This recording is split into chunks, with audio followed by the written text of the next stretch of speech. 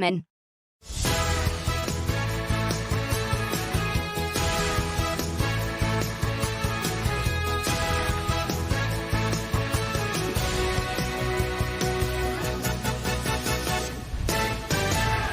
Today on your Loose Women Live. Get our guest out. Shall we do that? Yeah. He's usually clocked off by now, but he's swapping this morning. So fun. He's just hanging out with the panel instead. Please welcome Dermot O'Leary.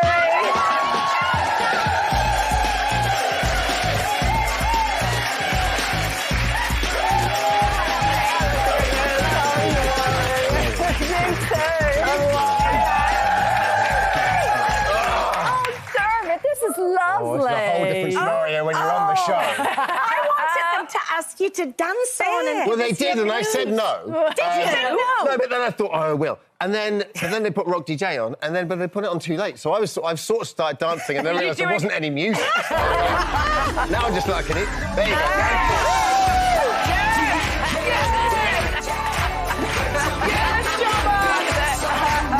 Oh, I love it.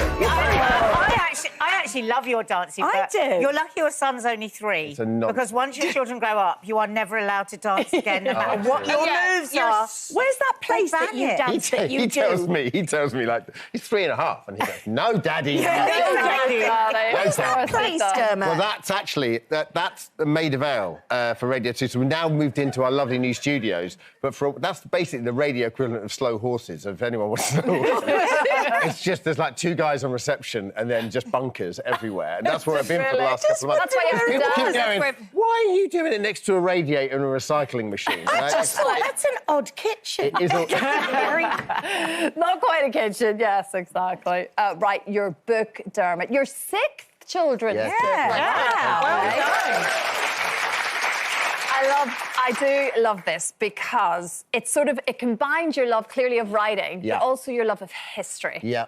And that's why this kind of was a bit of a passion project. Well, so I've done I 5 books about my cat, who's blind, and I've... You've done Toto. Unbeknownst Toto. Toto, yeah, Toto the ninja cat. So unbeknownst... There she is. Love a cat. And so, I know. Toto. Oh, my God. And unbeknownst to me, I didn't know this, but turns out she is actually a member of an ancient order of international ninja cats working for Larry the Ten True story. Okay. And then my publisher said, any other ideas? And I really love my history, and I love writing through Prism of Animals. So my starting point was, what would it be like if, in the Second World War, animals were actually fighting on our behalf? And I was like, OK, so where do I go? So my favourite part of history is the Battle of Britain. So who would be fighting in the Battle of Britain? Be the birds. So so that's my starting point. And I thought, I've got a bird called Linus who signs up to be in the RBF, the Royal Bird Force. I like it. I like that you adjusted it for... Right, Yeah. who comes over and they basically...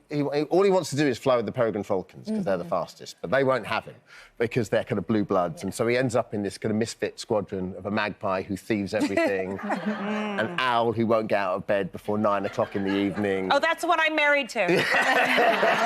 Well, Robert, yeah. And he ends up sort of changing the face of the war. What bird is it? Is a swift. Oh. Now, are the Swift most is very beautiful popular birds. at the moment. Taylor Swift's got a new album out. Have you heard it, Denise?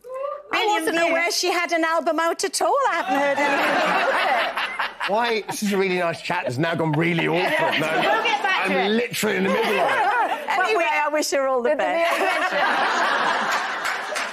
Aside of that, though, we were chatting about men. And I love that Loose Women. It's just so, just like, you just go from there and think, oh, she's nice, and then suddenly, oh my God, we're like absolutely just like, shut the kitchen sink. We'll tell you later. What is it about men and history? I don't know if I've met some really brilliant female historians, but you are right. Do you want to ask Dermot the question that you said? Oh, yeah. Yeah. How often do you think of the Roman Empire? Never. Oh, come on. See? Well, I mean, now a lot, because you're asking me.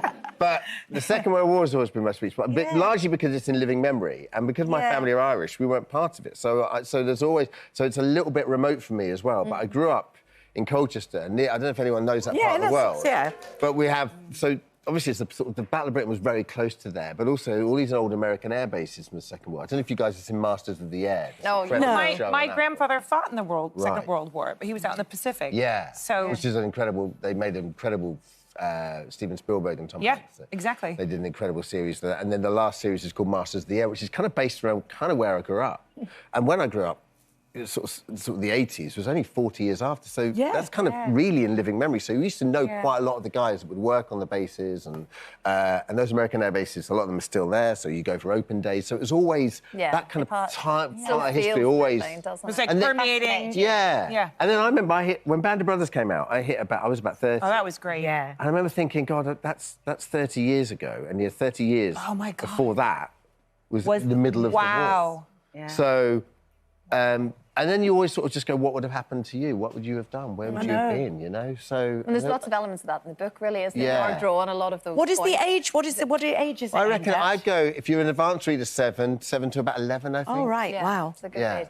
A lot of friendship in the book as well, which again, I'm sure you're pulling from real life. And we were just talking about the April Fool's prank with Alison Dermot. Oh, my God, that's which was, Tell you what. we were sitting here watching it and I thought, firstly, you played a blinder. Thank You were very... She was incredible. She was fabulous. But let me tell the backstory of this is on the Friday they went, listen, because Alison had been away filming for a couple of weeks and they said, we want to do an April Fool's prank on our, I think it was a Monday.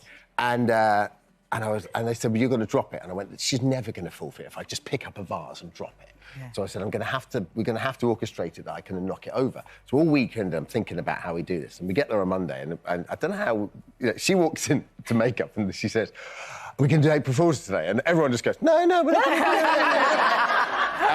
it. So I went up early and we had all this, so she couldn't see it. And the lady was like purely in character. And we had Dan Hatfield. The most fabulous weekend.